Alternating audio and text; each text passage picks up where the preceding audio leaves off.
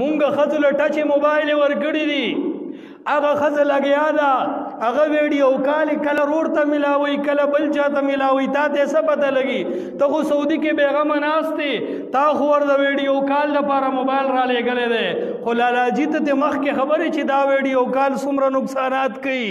ظالمه دا کورونو ته اور لګوي دا د حیا صادر غونډوي دا عزت ختموي نو چا ورله موبایل ورکړي دي نو چا ورته تنګ لباس ورکړی دی نو چا ورته ازادي ورکړې ده که د تره زامنو سره په ګپي که د ماما زامنو سره په ګپي نو یو طرف تمدان اسور بل خوا ورله بنډل پیسې راریږو نو هغه بنډل پیسې هغې موټي کې نیولې دي او په رنګ روډ کې ګرځي مینه بازار کې ګرځي نو چې کم ځای کې څه شی خوښېږي نو پردي دکاندار سره لګیا ده هغه دې پیزار اخلي هغه به پیزار خرڅوي دا کمله به شروع ده او اخر کې ور هغه د موبایل نمبر هم ورکي